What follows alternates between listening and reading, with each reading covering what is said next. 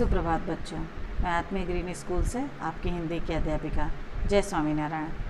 पिछले वीडियो में मैंने आपको व्याकरण में विशेषण के बारे में पढ़ाया था। विशेषण पाठ की परिभाषा भी बताई थी और उसके कुछ भेद भी बताए थे, उसके कुछ उदाहरण भी दिए थे। उसी श्रृंखला को आगे बढ़ाते हुए हम आप ही की पाठ्यपुस्तिका में विशेषण के अन्य भेदों के बारे में जानकारी हासिल करेंगे। तो आइए मैं इनसे जुड़ी बातें आपको पढ़ के बताती भी हूँ, परिभाषा भी समझाती हूँ, उसके उदाहरण भी बताती हूँ। आप ध्यान से सुनिए और फिर समझिए। तो शुरू करते हैं। पृष्ठ संख्या 158 158। पृष्ठ संख्या खोलिए। तो कल हमने पढ़ा था पहला विशेषण का पहला भेद, जो कि था गुणवाचक विशेषण। उसी से जुड़ी कुछ लाइनें। वाक्यों में से यदि गुणवाचक विशेषण छांटने हो तो संज्ञा के साथ कैसा या कैसी लगाकर प्रश्न का उत्तर ढूंढना चाहिए जो गुणवाचक विशेषण होते हैं। जैसे नेहा ने कैसा नृत्य प्रस्तुत किया, नेहा ने सुंदर नृत्य प्रस्तुत किया। तो जब हम कैसा प्रश्न पूछ रहे हैं तो उत्तर क्या आ रहा है? सुंदर। तो जो सुंदर है वो गुणवाचक विशेषण है। तो आशा है आपको गुणवाचक विशेषण समझ में आ गया होगा। तो जब भी संज्ञा के बारे में आपको उसकी गुण के बारे में जानना है तो आप अगर कोई प्रश्न चिन्ह लगा के समझेंगे तो आपको अच्छे से समझ में आ जाएगा और उसके गुण की विशेषता आपको पता चलेगी। अब दूसरा हुआ परिणामवाचक विशेषण। त्यौहार के अवसर पर, देखिए अपनी पाठ्यपुस्तक चाहिए तो आप खोलिए, देखिए और मेरे साथ मिला के पढ़िए। मैं आपको धीरे धीरे पढ़ के बताती हूँ। त्यौहार के अवसर पर बाजार बहुत सजा हुआ था। मैं अपने मम्मी पापा के साथ बाजार गई। वहाँ बहुत सारी दुकानें सजी हुई थीं। रोहन 3-4 मीटर कपड़ा ले रहा था तो चारू 4 किलो मिठाई तुलवा रही थी। मैंने और मेरी माँ ने खरीदारी की। मैंने अपनी गुड़िया की फ्रॉक के लिए 1 मीटर लाल कपड़ा खरीदा। मेरी माँ ने 4 लीटर दूध, 500 ग्राम जीरा पाउडर और कुछ किलो घी खरीदा। समझ में आया? पैराग्राफ में पढ़ रही हूँ, आप मिलाते जाइए, मेरे साथ ध्यान से देखिए और सुनिए। बच्चों, ऊपर के वाक्यों को यदि आपने ध्यान से पढ़ा होगा तो देखा होगा कि कुछ शब्द रंगीन किए गए हैं जो कुछ संज्ञा शब्दों की मात्रा व मापतौल संबंधी विशेषता बता रहे हैं।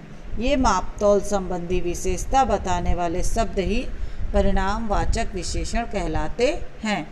परिणाम का अर्थ होता है मापतौल। समझ में आ गई बात? तो अब मैं आपको इस पैराग्राफ का थोड़ा सा व्याख्या करती हूँ। तो इसमें एक बाजार का दृश्य दिखाया गया है और एक परिवार है जो कुछ सामान लेने गया है। तो हर सामान किस मात्रा में ली गई है। जैसे रोहन ने 3-4 मीटर कपड़ा लिया तो चारू ने 4 किलो मिठाई। गुड़िया की फ्रॉक के लिए 1 मीटर लाल कपड़ा खरीदा तो माँ ने 4 लीटर दूध लिया और 500 ग्राम जीरा पाउडर और कुछ किलो घी खरीदा। तो इसमें देखिए रंगीन चित्र में लिखा है 3-4 मीटर, 4 किलो, 1 मीटर, 4 लीटर, 500 ग्राम और कुछ किलो। तो ये क्या है? एक मात्रा है, एक मापतौल है। किसी भी सामान की किसी भी सामान से संबंधित एक मात्रा, एक मापतौल है जो कि परिणाम है उस सामान का कि हमने कितना लिया और कैसा लिया। तो ये जो मापतौल होता है ना, यही परिणामवाचक विशेषण होता है। अब इसकी परिभाषा पढ़ते हैं। जो विशेषण शब्द संज्ञा शब्दों के परिणाम संबंधी विशेषता का बोध कराते हैं, तो मतलब जो परिणाम संबंधी जो विशेषता बताते हैं, जो उसका विशेषण करते हैं, वही शब्द परिणामवाचक विशेषण कहलाते हैं। परिणामवाचक विशेषण अपनी निश्चितता और अनिश्चितता की वजह से 2 प्रकार के होते हैं। ये जो परिणामवाचक विशेषण है ना, ये भी 2 प्रकार के होते हैं। एक तो होता है निश्चित और एक अनिश्चित। निश्चित मतलब एक में उसकी जो मापतौल की जो मात्रा होती है ना, वो पूरी तरह से निश्चित होती है, वो ठोस होती है कि हाँ इतनी ही है। लेकिन जो अनिश्चित होती है उसमें हम अनुमान लगाते हैं या ऐसे ही बताते हैं कि लगभग इतनी होगी। तो आइए आगे हम पढ़ते हैं। परिणामवाचक विशेषण अपनी निश्चितता और अनिश्चितता की वजह से 2 प्रकार के होते हैं। पहला निश्चित परिणामवाचक विशेषण, दूसरा अनिश्चित परिणामवाचक विशेषण। तो पहला निश्चित परिणामवाचक विशेषण, जिन विशेषण शब्दों से किसी वस्तु या पदार्थ की निश्चित मात्रा का बोध होता है उन्हें निश्चित परिणामवाचक विशेषण कहते हैं। जैसे अंजलि ने 2 किलो अनार खरीदा, तो जैसा कि मैंने ऊपर आपको बताया पढ़ के कि इसमें निश्चित होती है मात्रा, कि हमने एक ठोस मात्रा मतलब एक यही मात्रा ली है। तो जैसे इसमें क्या बता रहा है कि अंजलि ने कितने अनार लिए, 2 किलो, तो इसमें हमें पता चल रहा है कि अंजलि ने 2 किलो अनार लिए और अनार की मात्रा 2 किलो थी।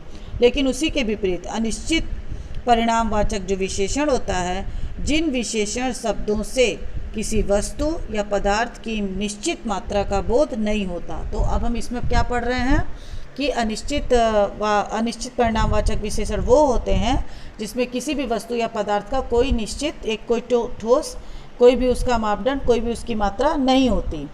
तो उसे क्या बोलते हैं, निश्चित परिणामवाचक विशेषण। जैसे खीर में कम चीनी डालना, तो इसमें हमें चीनी की मात्रा तो पता है नहीं, तो हमने कम बोल दिया, या ज़्यादा भी बोल सकते थे, पर एक सीमित मात्रा हमने नहीं बताई।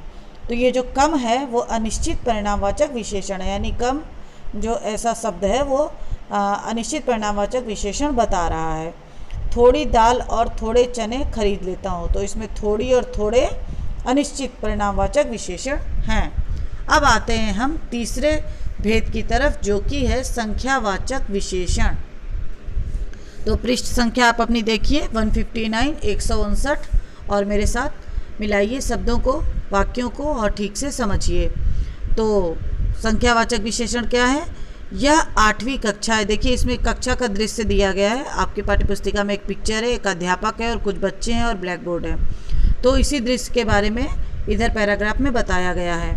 यह 8वीं कक्षा है, इसमें 35 विद्यार्थी पढ़ते हैं, जिनमें 23 लड़कियां तथा 12 लड़के हैं।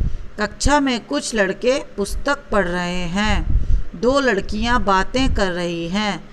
तभी कक्षा में एक अध्यापक ने प्रवेश किया। उपयुक्त वाक्यों में रंगीन शब्द विशेषों की संख्या संबंधी विशेषता बता रहे हैं। तो ऊपर जो पैराग्राफ में वाक्य हैं वो किसी व्यक्ति और जो वहाँ पे घटनाएं हैं उसके बारे में एक संख्या के रूप में बताए जा रहे हैं। ये संख्यावाचक विशेषण है और यही जो है वो संख्यावाचक विशेषण है। इन विशेषण शब्दों में कुछ शब्द निश्चित संख्या का बोध करा रहे हैं। अच्छा देखिए, अब इस संख्यावाचक विशेषण में भी कुछ संख्या के रूप में निश्चित होंगे, लेकिन कुछ अनिश्चित होंगे। तो देखिए हम जैसे जैसे आगे बढ़ेंगे आपको बताएंगे। तो कुछ अनिश्चित संख्या का, जैसे 35, 23, 12, 2, 1। अब देखिए ऊपर पैराग्राफ देखिए कि 35 विद्यार्थी पढ़ते हैं, जो कि निश्चित है। मतलब ऐसा तो नहीं है ना कि विद्यार्थियों की संख्या नहीं पता चल रही है, यहाँ तो पता चल रही है कि 35 है। उसमें 23 लड़कियां हैं और 12 लड़के हैं, तो ये विभाजित करके भी बता दिया गया। अब कक्षा में कुछ लड़के पुस्तक पढ़ते हैं, जो कुछ है ना वो अंदाज़ा लगाया जा रहा है, वो मतलब बोला जा रहा है, बट उसमें कोई भी संख्या लिखी गई नहीं है, उसमें किसी भी संख्या का नहीं पता कि कितने बच्चे पढ़ रहे हैं। तो इसमें क्या लिखा है, कुछ। तो कुछ जो होगा ना वो अनिश्चित संख्यावाचक विशेषण होगा।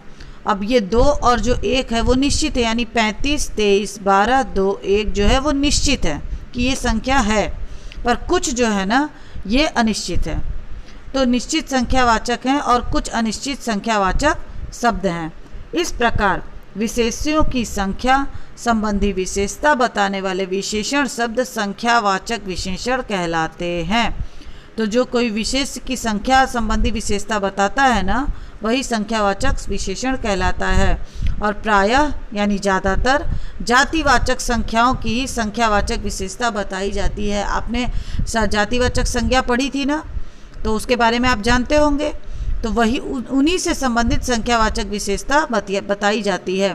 परिणामवाचक विशेषण की ही भांति संख्यावाचक विशेषण के भी 2 भेद होते हैं, जो जैसा कि ऊपर ही हमको उसके परिभाषा से संबंध में जानने पर पता चल चुका है कि निश्चित संख्यावाचक और अनिश्चित संख्यावाचक। तो आपको समझ में आ रहा है ना, जो मैंने परिभाषा बताई कि संख्यावाचक जो विशेषण होते हैं वो जो आपकी जातिवाचक संज्ञा होते हैं, यानी संज्ञा उनके बारे में संख्या के तौर पर आपको उनकी विशेषता बताते हैं। उसमें भी 2 प्रकार होते हैं, एक तो जो निश्चित होता है उसमें संख्या हमें मालूम होती है, पर जो अनिश्चित होता है उसमें संख्या हमें मालूम नहीं होती है। तो उसमें हम कुछ जैसे देखिए ना, इसमें कुछ लड़के पुस्तक पढ़े से कुछ या कुछ संशय वाले शब्द लिखते हैं तो वो अनिश्चित कहलाते हैं, अनिश्चित संख्यावाचक विशेषण। तो अब आइए इसकी परिभाषा पढ़ते हैं। पहला, अनिश्चित संख्यावाचक विशेषण। जो शब्द संज्ञा या सर्वनाम की निश्चित संख्या का बोध कराते हैं वे निश्चित वाचक विशेषण कहलाते हैं। जैसे पर्वत पर 10 भेड़ें दिखी, मेरे साथ 17 लोग नाव पर सवार हुए। तो इसमें संख्या आपकी निश्चित है, पता चल रही है कि भाई कितनी संख्या है। दूसरा, अनिश्चित संख्यावाचक विशेषण। जो शब्द संज्ञा या सर्वनाम की अनिश्चित संख्या का बोध कराते हैं उन्हें अनिश्चित संख्यावाचक विशेषण कहते हैं। यानी जो शब्द संज्ञा और सर्वनाम के अनिश्चित संख्या का बोध कराते हैं। अच्छा देखिए, ऊपर जो था वो संज्ञा सर्वनाम के निश्चित संख्या का बोध कराते थे, ये अनिश्चित संख्या का बोध करा रहे हैं। जैसे कुछ लोग आपस में बातें कर रहे हैं, तो कितने लोग बातें कर रहे हैं ये तो हमें पता नहीं है, तो हमने एक अंदाजा लगाया, तो उसके लिए किस शब्द का इस्तेमाल किया? कुछ। और यहाँ पर बहुत थोड़े बच्चे ही आए हैं, तो इसमें जो बहुत थोड़े शब्द हैं ये अनिश्चित संख्यावाचक विशेषण कहलाएंगे। अब चौथा है सर्वनामिक विशेषण। क्या नाम है? सर्वनामिक विशेषण। मेरी बहन ने दौड़ जीती। ये लोग कहाँ जा रहे हैं? नीचे 2 उदाहरण दिए गए हैं, इन्हें ध्यान से पढ़िए और इनके चित्र को भी देखिए। अब अपनी पृष्ठ को पलटिए और पृष्ठ संख्या 160 को खोलिए। यह गन्ना हाथी को खिलाता हूँ। क्या लिखा है यहाँ पर? यह गन्ना हाथी को खिलाता हूँ। यह दुकान नई खुली है। तो हम यह क्या पढ़ रहे हैं कि यह दुकान नई खुली है। तो इन वाक्यों में मेरी, ये, यह, वह ऐसे पद हैं जो सर्वनाम होते हुए भी क्रमशः बहन, लोग, गन्ना, दुकान, जो ये संज्ञा शब्द है ना, उनकी विशेषता बता रहे हैं। ये सभी पद सर्वनामिक विशेषण हैं। इन्हें संकेतवाचक विशेषण भी कहते हैं। तो संकेतवाचक विशेषण क्यों कहते हैं? क्योंकि ये जो संज्ञा और या जो सर्वनाम है ना, उनकी तरफ संकेत करते हैं और संकेत करते हुए उनकी विशेषता बताते हैं, मतलब उनकी तरफ इशारे करते हुए उसकी विशेषता बताते हैं। तो इन्हें 2 नामों से संबोधित किया गया है, सर्वनामिक और संकेतवाचक विशेषण, क्योंकि ये पद संज्ञा या सर्वनाम की ओर संकेत करते हैं, यानी इशारा करते हैं। तो इस प्रकार जब सर्वनाम शब्द संज्ञा के साथ लगकर उसकी विशेषता बताते हैं अथवा उसकी ओर संकेत करते हैं तो उन्हें सर्वनामिक या संकेतवाचक विशेषण कहते हैं। यानी संज्ञा और सर्वनाम शब्द जब लगते हैं एक दूसरे के साथ और जो सर्वनाम शब्द है वो संज्ञा शब्द की विशेषता बताता है तो उसे सर्वनामिक विशेषण कहते हैं, अथवा यह उनकी तरफ इशारा करता है, संकेत करता है। तो सर्वनामिक विशेषण की पहचान 4 प्रकार से की जाती है। तो 4 प्रकार से आप इसकी पहचान कर सकते हैं। पहला, बात की निश्चितता से, जैसे यह कलम सुधा की है, तो यह क्या हुआ? सर्वनामिक विशेषण। उसी प्रकार बात की अनिश्चितता से। अच्छा देखिए, ये जो विशेषण है उसमें जितने भी भेद हैं उनके 2 तो हैं ही, उनके 2 रूप हैं, निश्चितता और अनिश्चितता। तो यहाँ पर निश्चितता में यह आया और अनिश्चितता में जैसे कोई व्यक्ति चिल्ला रहा है में कोई जो शब्द है वो अनिश्चित है। अच्छा, अब तीसरे श्रृंखला की तरफ बढ़ते। प्रश्न सूचक पद के माध्यम से, जैसे कि किस गली में तुमने उसे देखा, तो किस जो शब्द है वो सर्वनामिक विशेषण है। उसी प्रकार संबंध सूचक पद के माध्यम से, जैसे यह दरी मेरी है और वह दरी तुम्हारी है, तो ये संबंध सूचक बता रहा है। मतलब दरी है लेकिन उसमें 2 लोगों का संबंध है ना, एक उसकी और एक इसकी, जैसे यह और वह, तो यह और वह सर्वनामिक विशेषण कहलाएगा। अब पढ़ते हैं परिणामवाचक और संख्यावाचक विशेषण में अंतर। अब हम आपको अंतर समझाते हैं। आप ही के पाठ्यपुस्तिका से मैं पढ़ते जा रही हूँ और व्याख्यात करते जा रही हूँ। कोई संशय हो, कोई प्रश्न हो, कोई दुविधा हो तो आप मुझे पूछ लीजिएगा।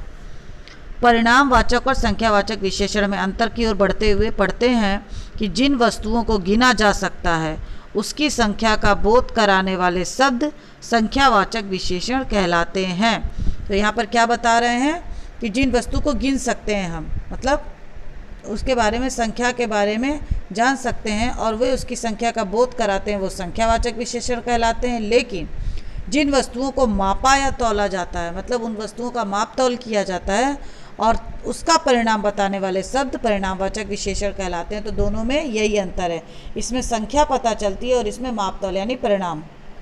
अतः दोनों विशेषणों में यही अंतर है कि एक गणनीय है तो दूसरा मापतौल संबंधी। मतलब एक की गणना की जा सकती है कि वह किस संख्या में है, अंकित है, और दूसरे का मापतौल यानी परिणाम। उदाहरण, मेरे घर में 3 पेड़ हैं, तो ये क्या होगा, 3 संख्या। तो देखिए ब्रैकेट में लिखा हुआ है संख्यावाचक विशेषण, मतलब ये संख्यावाचक विशेषण है, विशेषण लिखा नहीं है बट ये संख्यावाचक विशेषण है। उसी प्रकार दादी ने 10 लीटर पानी बाल्टी में डाला, तो कितने लीटर डाला, 10 लीटर, तो ये क्या हो गया, परिणाम। अच्छा ऊपर देखिए 3 है, 3 संख्या है, तो ये संख्यावाचक।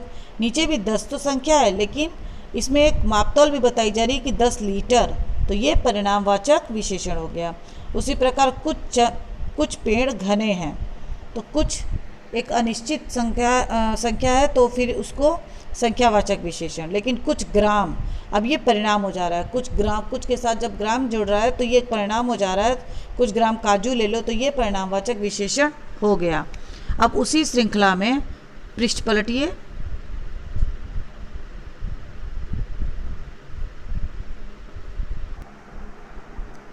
तो यहाँ पर लिखा है सर्वनाम और सर्वनामिक विशेषण में अंतर। तो अब हम यहाँ पर पढ़ेंगे कि सर्वनाम और सर्वनामिक विशेषण जो है उसमें क्या अंतर है। तो ध्यान से पृष्ठ पर देखिए और सुनिए। संज्ञा के स्थान पर प्रयुक्त होने वाले शब्द सर्वनाम कहलाते हैं तथा जो सर्वनाम संज्ञा के पहले आकार उसकी विशेषता बताते हैं। तो अब पहले हम समझते हैं कि संज्ञा के स्थान पर जो प्रयुक्त होने वाले शब्द होते हैं वो सर्वनाम कहलाते हैं, और जो सर्वनाम संज्ञा से पहले ही आकर उसकी विशेषता बता देते हैं वे सर्वनामिक विशेषण कहलाते हैं। जैसे उदाहरण के तौर पर यह उधर रखो, तो जो यह है वो सर्वनाम है। तो समझ में आ रही है बात, संज्ञा की जगह पे जो शब्द इस्तेमाल होते हैं वो सर्वनाम कहलाते हैं, लेकिन जो सर्वनाम शब्द संज्ञा से पहले आ जाते हैं और उनकी विशेषता के बारे में बताते हैं वे क्या कहलाते हैं, सर्वनामिक विशेषण। तो यह उधर रखो में यह आ गया है संज्ञा की जगह पे, यह मतलब कोई रहा होगा, कुछ वस्तु रही होगी, उसका नाम न लेकर के हम यह शब्द को से संबोधित कर रहे हैं, तो यह जो हुआ सर्वनाम हुआ। लेकिन यह गाय उधर बांध दो, तो यह गाय उधर बांध दो, तो यह के साथ गाय जुड़ी, तो यह सर्वनामिक विशेषण हो गया। वे बात करने गए, तो वे सर्वनाम हुआ। लेकिन वे लड़के बात करने गए, तो वे जो हुआ वो सर्वनामिक विशेषण हो गया। अब प्रविशेषण के बारे में हम जानते हैं। प्रविशेषण, विशेषण शब्दों की विशेषता बताने वाले शब्दों को प्रविशेषण कहते हैं। तो जो विशेषण शब्द होते हैं, तो जो विशेषण शब्द होते हैं जो उनकी भी विशेषता बताता है उनको प्रविशेषण कहते हैं।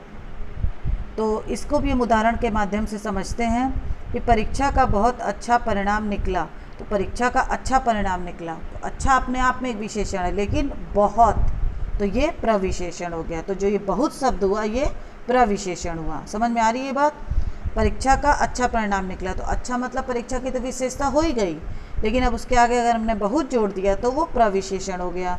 उसी श्रृंखला में मुझे बहुत ज़्यादा गर्मी पसंद नहीं है, तो जो इसमें भी बहुत शब्द हुआ ये प्रविशेषण हुआ। उसी प्रकार घोर परिश्रमी व्यक्ति सदैव सफल होता है, तो परिश्रमी अपने आप में एक विशेषण है, लेकिन अब उसके आगे हमने घोर लगा दिया, तो घोर लगने से उसकी और ज़्यादा व्याख्या हो गई, उसकी विशेषता और ज़्यादा बढ़ गई, तो ये प्रविशेषण हुआ। रोहन अब पूरी तरह स्वस्थ है, तो रोहन में पूरी तरह जो शब्द आया है इस वाक्य में वो प्रविशेषण है। इन सभी वाक्यों में बहुत, घोर, पूरी तरह शब्द क्रमशः अच्छा, ज़्यादा, परिश्रमी तथा स्वस्थ विशेषणों की विशेषता को और अधिक बढ़ा रहे हैं। मैंने समझाया ना कि ये विशेषण की और ज़्यादा विशेषता बताते हैं अपने अर्थों के द्वारा, तो ये प्रविशेषण है, अतः ये प्रविशेषण है।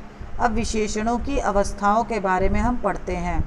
हर वस्तु व्यक्ति की अपनी एक विशेषता होती है, उस विशेषता की वजह से ही उसकी अपनी एक पहचान होती है। तो इसमें क्या बताया जा रहा है कि हर व्यक्ति या वस्तु की अपनी एक खास विशेषता होती है और इसी वजह से उनकी अलग अलग पहचान बन जाती है।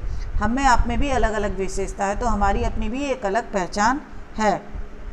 यह विशेषता किसी व्यक्ति वस्तु में सामान्य होती है तो किसी में ज़्यादा और किसी में सबसे ज़्यादा, किसी में कम भी हो सकती है। इसी तुलना के आधार पर विशेषणों की 3 अवस्थाएं मानी जाती हैं। तो पहला मूलावस्था, दूसरा उत्तरावस्था और तीसरा उत्तमावस्था। लेकिन आज हम इसको यहीं विराम देते हैं, क्योंकि आज के लिए मैंने जितना पढ़ाया उतना आपके लिए बहुत ज़्यादा है। तो पहले आप उसी का अध्ययन कीजिए, उसी को रिपीट कीजिए, मेरे वीडियो को देखिए, अपने बुक से मिलाइए, पढ़िए, समझिए और ध्यान दीजिए। और आपको कुछ भी परेशानी हो तो मुझसे पूछ लीजिए।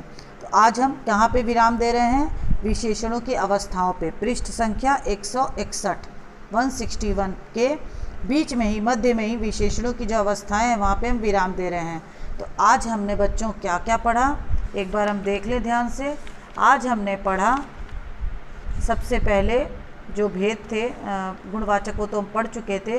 दूसरा पढ़ा परिणामवाचक विशेषण, फिर पढ़ा हमने तीसरा संख्यावाचक विशेषण, उसके भी अंतर्गत कुछ बातें थी वो हमने पढ़ी।